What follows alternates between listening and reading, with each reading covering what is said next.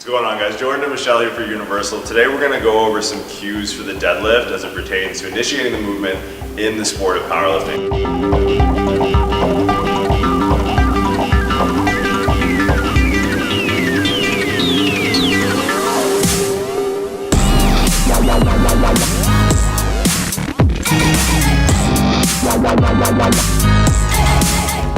First thing we need to realize is going to be two forms of deadlifting that we can go through in competition.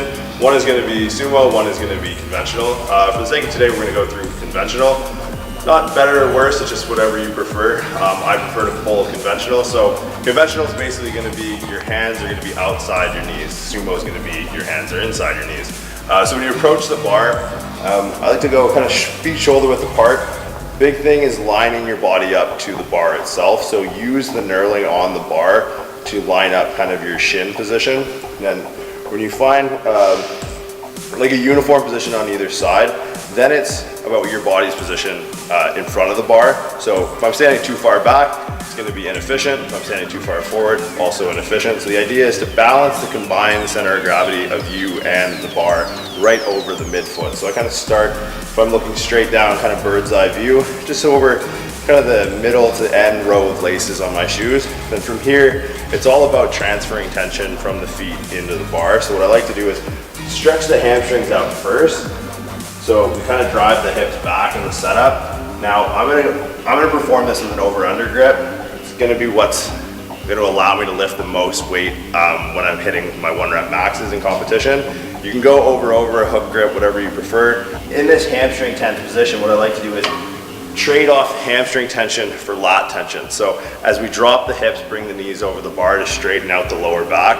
What we're gonna do simultaneously is the hamstring tension decreases as the knees go forward.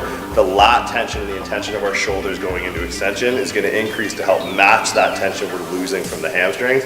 So from here, knees go forward, and then you're gonna kind of feel, as the knees go forward, your weight's gonna be on the front of your toe.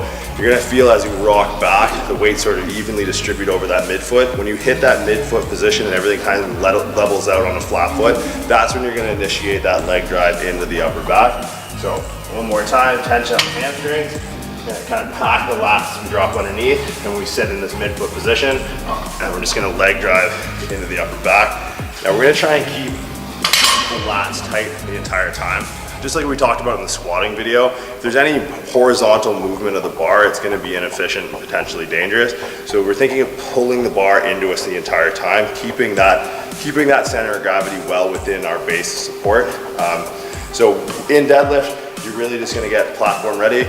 You go up, then you're just gonna wait for a down command. So when you stand up with the weight, you're gonna hold until the head judge drops his hand, down command, and the lift's completed. You wanna stay with the bar until it's to the ground. So a lot of people get to the top, whether your grip is slipping or you just forget. So you drop the bar before the weight's on the ground, it's no lift. So Michelle will step in, just kind of show her deadlift technique now, and then we'll see if we can make any fixes as it pertains to initiating the powerlifting deadlift. Okay, yeah, I do over-under as well.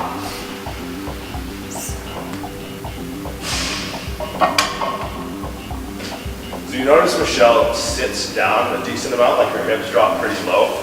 So just like in the squat where we're looking from a side on angle, where we're looking at the side of the bar, and does it deviate over the midfoot? It's the same thing when we deadlift. So what I'm gonna be looking for is a straight angle from the shoulder down into the wrist into the bar.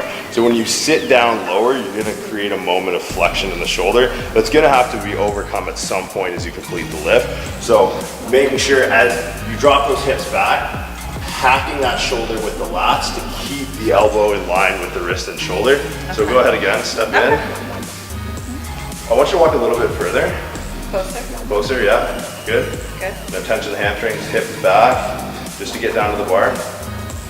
Good. Now tension the lats as you drive the knees forward, bring the shoulders back, pull the bar into you a little bit more. Good. Drive the knees out. Yeah, good. Now press up. Good. Better. That felt better too. Yeah. Just one thing you're gonna see a lot is the knees start to come in. Because there's a sense of structural stability where our knees, hip, and ankles are underneath, they're all underneath each other, they're all kind of stacked. Whereas squatting, it's a little bit more intuitive that we need to drive our knees out. When we're here, people lose the intention into the hips. just like the squat, we still want to grab the floor, right? And that's going to be expressive of driving the knees out. So think before you break the floor, we're going to grab the floor with our feet, and that's going to load into the hips and take a lot of stress off the lower back.